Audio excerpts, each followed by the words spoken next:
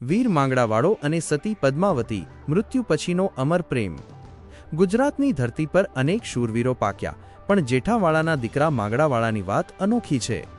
આ વાર્તા છે એક એવા રાજપૂતની જેણે ગાયો માટે બલિદાન આપ્યું અને પ્રેમ માટે પ્રેત બનીને ધરતી પર પાછા આવવું પડ્યું। ગાયોની વારે અને વીરગતિ।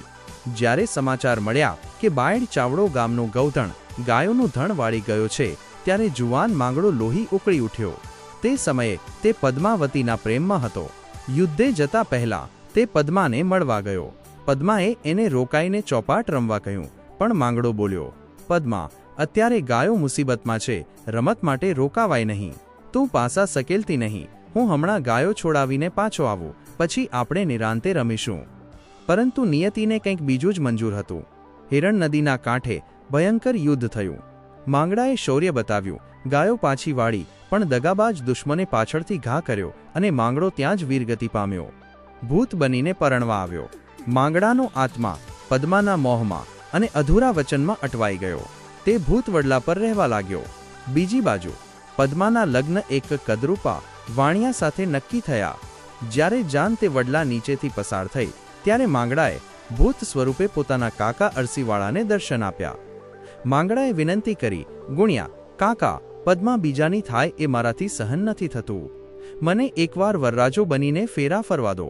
તારક ચિહ્ન માયાવી શક્તિથી માંગડાએ રાતોરાત મહેલ ઊભો કર્યો અને તે પોતે વરરાજો બનીને પદ્મા સાથે ચોરીના 4 ફેરા ફર્યો, પણ સવાર પડતા જ તે અદૃશ્ય થઈ વડલામાં સમાઈ ગયો। મુક્તિ અને જળ સમાધિ। માંગડાની છાતીમાં બરછીની એક કરચ રહી ગઈ હતી, જે તેને મરણ પછી પણ પીડા આપતી હતી। વર્ષો પછી 2 બહારવટિયાઓ મેસોજી અને વેજોજી ત્યાંથી પસાર થયા। માંગડાએ તેમને સત્ય હકીકત જણાવી। બહારવટિયાઓએ શું કર્યું? તેઓએ વડલા નીચે ખોદકામ કરી માંગડાનું અસ્થિ શોધ્યું અને તેમાંથી પેલી પીડા આપતી બરછીની કરચ કાઢી નાખી। અંતિમ વિધિ, એ અસ્થિઓને લઈને તેઓ જૂનાગઢના દામોદર કુંડમાં પધરાવવા ગયા। સતી પદ્માવતી। પદ્મા સમજી ગઈ કે હવે તેના પ્રીતમને મોક્ષ મળી રહ્યો છે। તેણે પણ અસ્થિઓ સાથે દામોદર કુંડમાં જળ સમાધિ લઈ લીધી। આજે પણ સાક્ષી છે। આજે પણ જૂનાગઢ પાસે ભાણવડમાં એ ભૂત વડલો અડીખમ ઊભો છે, જે આ અનોખી પ્રેમકથા અને વીરતાની સાક્ષી પૂરે છે। ધન્ય છે ગુજરાતની આ ધરતી અને ધન્ય છે આવા અમર પ્રેમીઓને। માંગડાવાળાની આખી કથામાં એક બીજો ખૂબ જ રોમાંચક અને કરુણ પ્રસંગ છે, જે એમના મૃત્યુ પછી પદ્માવતી સાથેના વિરહ અને મિલન પર આધારિત છે। આ વાર્તાને થોડી અલગ રીતે રસપ્રદ શૈલીમાં માણો। વીર માંગડાવાળો વચન, વેર અને વળગણ। માંગડો જ્યારે હિરણ નદીના કાંઠે ગાયોની વારે ચડીને વીરગતિ પામ્યો, ત્યારે એનો આત્મા શાંત ન થયો। એનું કારણ માત્ર પદ્મા પ્રત્યેનો મોહ નહોતો, પણ એનું અધૂરું વચન હતું। માંગડાએ પદ્માને વચન આપ્યું હતું કે હું હમણાં પાછો વળીશ અને આપણે ચોપાટ રમીશું। રાતનો માયાવી મહેલ। માંગડો હવે પ્રેત બની ગયો હતો। લોકવાયકા મુજબ જે ભૂત વડલા પર માંગડો રહેતો હતો, ત્યાં રાત પડે એટલે એની માયાવી શક્તિથી એક આખો સોનાનો દરબારગઢ ઊભો થતો। આ મહેલમાં બધું જ હતું, નોકર ચાકર, ઘોડા અને સુખ સાહેબી। પણ જેવી સવારની પહેલી કિરણ ફૂટે એટલે મહેલ ગાયબ થઈ જતો અને માત્ર એક જૂનો વડલો અને સૂકી ધરતી જ બાકી રહેતી। પદ્માવતીની કસોટી। જ્યારે પદ્માવતી પોતાના પરણેલા પતિ વાણિયાને છોડીને વગડામાં માંગડા પાસે આવી, ત્યારે માંગડાએ એને ઘણું સમજાવી। પદ્મા, હું માણસ નથી, હું તો સીમાડાનો વાયુ ભૂત છું। તું લોહી માંસની કાયા છે, આપણો મેળ નહીં ખાય। પણ પદ્મા મક્કમ હતી। તેને તો એ જ માંગડો દેખાતો હતો જેને તેણે પ્રેમ કર્યો હતો। કહેવાય છે કે પદ્મા એ માયાવી મહેલમાં માંગડા સાથે રાતોની રાતો વિતાવતી। માંગડો રાત્રે રાજકુમાર બનીને આવતો અને દિવસે અદૃશ્ય થઈ જતો। પદ્મા દિવસે તડકામાં એ વડલા નીચે બેસી રહેતી અને રાતની રાહ જોતી। બહારવટિયાની મદદ અને મોક્ષ। માંગડાની મુક્તિ ત્યારે જ શક્ય હતી જ્યારે એની છાતીમાં ખૂંપેલી બરછીની કરચ નીકળે। આ કામ કોઈ સામાન્ય માણસનું નહોતું। જ્યારે મેસોજી અને વેજોજી નામના બહારવટિયાઓ ત્યાં આવ્યા, ત્યારે માંગડાએ ડરાવવાને બદલે એમની મદદ માંગી। તેણે કીધું, ભાઈ, હું તો રાજપૂત છું, મહેમાનની સેવા કરવી મારો ધર્મ છે। એ પ્રેત હોવા છતાં એણે બહારવટિયાઓને જમાડ્યા અને આદર આપ્યો। એ બહારવટિયાઓ એટલા શૂરવીર હતા કે ભૂતથી ડરવાને બદલે એની પીડા જોઈને રડી પડ્યા। છેલ્લું મિલન દામોદર કુંડ પહોંચ્યા ત્યારે માંગડાનો આત્મા આકાશમાં તેજ સ્વરૂપે દેખાયો. પદ્માએ જોયું કે હવે એનો પ્રીતમ હંમેશા માટે મુક્ત થઈ રહ્યો છે. પદ્માને થયું કે જો માંગડો દેવલોક પામશે તો હું પૃથ્વી પર કોના ભરોસે રહીશ? અને ત્યારે જ પદ્માએ પણ કુંડમાં ઝંપલાવ્યું. એવું કહેવાય છે કે તે દિવસે દામોદર કુંડના પાણીમાં બે તેજપુંજ એકબીજામાં ભળી ગયા. માંગડો અને પદ્મા હંમેશા માટે એક થઈ ગયા. વીર માંગડાવાળો પૂર્વજન્મનું વેર અને વચન. લોકવાયકા મુજબ માંગડો અને પદ્માવતીનો પ્રેમ આ જન્મનો નહોતો, પણ એમના પાછલા ભવના સંસ્કાર હતા. પૂર્વજન્મનું રહસ્ય. કહેવાય છે કે પૂર્વજન્મમાં માંગડો એક વનરાજા સિંહ હતો અને પદ્માવતી એક સિંહણ હતી. એ સમયે પણ એમનો સાથ અધૂરો રહ્યો હતો. એટલે જ આ જન્મમાં એક રાજપૂત કુળમાં અને બીજી વાણિયાના ઘરે જન્મી હોવા છતાં બંનેના હૃદય એકબીજા માટે ધબકતા હતા. માંગડો ભૂત કેમ બન્યો? રાજપૂત તો વીરગતિ પામે એટલે સ્વર્ગે જાય, પણ માંગડો ભૂત એટલે બન્યો કારણ કે 1. અધૂરું વચન. તેણે પદ્માને વચન આપ્યું હતું કે હું હમણાં પાછો વળીશ અને આપણે ચોપાટ રમીશું. ક્ષત્રિયનું વચન પથ્થરની લકીર હોય અને એ પૂરું કર્યા વગર જીવ નીકળી ગયો એટલે આત્મા ભટકવા લાગ્યો. 2. શરીરમાં રહી ગયેલી કરચ. બાયડ ચાવડાએ જે દગાથી બરછી મારી હતી એની અણી કરચ માંગડાના હાડકામાં ભરાઈ ગઈ હતી. જ્યાં સુધી એ કરચ ન નીકળે ત્યાં સુધી આત્માને શાંતિ નહોતી મળતી. રાતનો માયાવી દરબાર. માંગડો જ્યારે ભૂત બન્યો ત્યારે તે કોઈને હેરાન નહોતો કરતો. તે તો હિરણ નદીના કાંઠે વડલા નીચે પોતાનો એક અલગ સંસાર માંડીને બેઠો હતો. અદ્રશ્ય મહેમાન ગતિ. રાત્રે કોઈ ભૂલું પડેલું મુસાફર ત્યાં આવે તો માંગડો એને રાજવી ઠાઠથી જમાડતો. પદ્માનો વિરહ. પદ્માવતી જ્યારે તે વડલા પાસે ગઈ ત્યારે માંગડાએ અદ્રશ્ય રહીને કીધું હતું, પદ્મા, તું ઘરે વળી જા, હું તો હવે સીમાડાનો પવન છું. પણ પદ્માએ જવાબ આપ્યો, માંગડા, જો તું પવન હોય તો હું લહેરખી બનીશ, પણ સાથ નહીં છોડું. મેસોજી અને વેજોજીનું મિલન. જ્યારે પદ્માવતી ભૂત વડલા નીચે એકલી રહેતી હતી ત્યારે બે બહારવટિયા મેસોજી અને વેજોજી ત્યાંથી નીકળ્યા. તેમણે જોયું કે એક રૂપરૂપના અંબાર જેવી સ્ત્રી જંગલમાં એકલી બેઠી છે.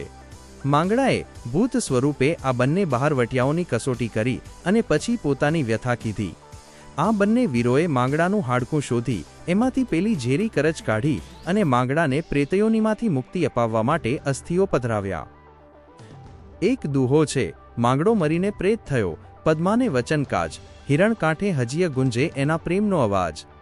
આજે પણ ગીરના કાંઠે લોકો કહે છે કે રાત્રિના સન્નાટામાં હિરણ નદીના પટમાં કોઈ અસવારના ઘોડાના ડાબલા સંભળાય છે, જાણે માંગડો હજી પણ ગાયોની રક્ષા કરવા નીકળ્યો હોય. વીર માંગડાવાળો. માતૃપ્રેમ અને માયાવી મિલન.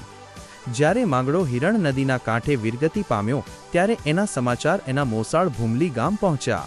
આખું ગામ હિબકે ચડ્યું, પણ સૌથી વધુ વજ્રઘાત એની જનેતા માતાને થયો. માતાનો વિલાપ અને માંગડાનું પ્રગટ થવું.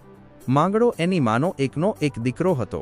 જ્યારે એના અસ્થિ લાવવામાં આવ્યા ત્યારે એની માતા રાડ પાડીને બોલી, બેટા માંગડા, તે ગાયો તો બચાવી, પણ તારી આ અભાગણી માને કોના ભરોસે મૂકીને ગયો? તે તો કીધું હતું કે માં, હું હમણાં પાછો આવીશ. લોકવાયકા કહે છે કે માતાના આ કરુણ આક્રંદથી માંગડાનો આત્મા વડલા પરથી નીચે ઉતર્યો. હવામાં એક અવાજ ગુંજ્યો, માં, હું ક્યાંય ગયો નથી, હું અહીં જ છું. પણ હવે હું તારા હાથનો રોટલો નહીં ખાઈ શકું. હું તો વાયુ સ્વરૂપ થઈ ગયો છું. પદ્માવતીનું ભૂત મહેલમાં રોકાણ. માંગડો ભૂત બનીને પદ્માવતીને લેવા આવ્યો અને એને પેલા માયાવી દરબારગઢમાં લઈ ગયો. આ મહેલ માત્ર રાત્રે જ દેખાતો. વિચિત્ર દ્રશ્ય. પદ્માવતી જ્યારે મહેલમાં જતી ત્યારે માંગડો એક તેજસ્વી રાજકુમાર જેવો દેખાતો. તેઓ આખી રાત વાતો કરતા, ચોપાટ રમતા. કરુણ સવાર જેવું પરોડિયું થાય અને પક્ષીઓ કલરવ કરે એટલે માંગડો ધુમાડો બનીને હવામાં ઓગળી જતો અને પદ્માવતી એકલી ઉજ્જડ વગડામાં વડલા નીચે બેઠેલી જોવા મળતી. લોકો પદ્માને કહેતા કે બહેન, તું પાગલ થઈ ગઈ છે, ત્યાં કોઈ મહેલ નથી. પણ પદ્મા કહેતી, તમને જે વડલો દેખાય છે એ મારો મહેલ છે. તમને જે પાંદડાનો અવાજ સંભળાય છે એ મારા પ્રીતમની બોલી છે. બહારવટિયાની વીરતા. જ્યારે બહારવટિયા મેસોજી અને વેજોજીએ માંગડાનું હાડકું ખોદી કાઢ્યું ત્યારે એ હાડકામાંથી લોહીની ધાર થઈ. ભૂત બનેલા માંગડાએ હસીને કીધું, ભાઈઓ, આ લોહી નથી, આ તો મારા હૈયાની વેદના છે જે આ બરછીની કરચને લીધે દબાયેલી હતી. આજે તમે મને મુક્ત કર્યો. માંગડાએ આ બંને બહારવટિયાઓને આશીર્વાદ આપ્યા કે જ્યાં સુધી સૂરજચંદ્ર તપશે ત્યાં સુધી તમારું બારવટું અને મારી આ પ્રીત અમર રહેશે. અંતિમ વિદાય. જ્યારે દામોદર કુંડમાં અસ્થિ પધરાવ્યા ત્યારે આકાશમાંથી પુષ્પવર્ષા થઈ હોય તેવો ભાસ થયો. પદ્માવતીએ કુંડમાં સ્નાન કર્યું અને માગડાના નામનું સ્મરણ કરતા કરતા એણે પણ દેહ ત્યાગી દીધો. કહેવાય છે કે તે દિવસે કુંડનું પાણી એકદમ શાંત થઈ ગયું અને બે હંસલાની જોડ આકાશમાં ઉડતી દેખાઈ. ભાઈ, આ છે સૌરાષ્ટ્રની રસધાર. કેવી લાગી આ વાર્તા? જો હવે તારે ગુજરાતી ધાર્મિક સ્થળ 007 ચેનલ માટે એકદમ જોરદાર અને ભાવુક લાગે તે રીતે નીચે મુજબ છે. મિત્રો, આ હતી સૌરાષ્ટ્રના સીમાડે ખેલાયેલા એક એવા ધીંગાણાની વાત જેમાં પ્રેમ અને વીરતાના લોહીના અક્ષરે ઇતિહાસ લખાણો. આજે પણ જ્યારે ગીરની ઘટાઓમાં સાંજ નમે છે અને હિરણ નદીના કાંઠે પવન વાય છે ત્યારે એ ભૂત વડલાના પાંદડે માંગડાના ઘોડાના ડાબલા અને પદ્માવતીના વિલાપનો પડઘો સંભળાય છે. હજારો વર્ષો વીતી ગયા પણ માંગડો મર્યો નથી. એ તો વચન પાળવા પ્રેત થયો અને પદ્મા જેવી સતીના પ્રતાપે એનો ઇતિહાસ અમર થયો. દામોદર કુંડના પવિત્ર જળમાં આ બંને પ્રેમીઓના અસ્થિ ભલે ભળી ગયા પણ ગુજરાતની લોક સંસ્કૃતિમાં એમનું નામ આભના સૂરજચંદ્રની જેમ અવિચળ રહેશે. ધન્ય છે એ ક્ષત્રિય વટને અને ધન્ય છે એ સતીના પ્રેમ ભરેલા હૈયાને. આવી જ રીતે ગુજરાતના ખૂણે ખૂણે છુપાયેલા ધાર્મિક સ્થળો, શૂરવીરોની ગાથા અને લોક ઇતિહાસ જાણવા માટે અમારી ચેનલ ગુજરાતી ધાર્મિક સ્થળ 007 ને અત્યારે જ સબસ્ક્રાઇબ કરો અને આ વિડીયોને શેર કરવાનું ભૂલતા નહીં. જય સોમનાથ, જય રાજપૂતાના.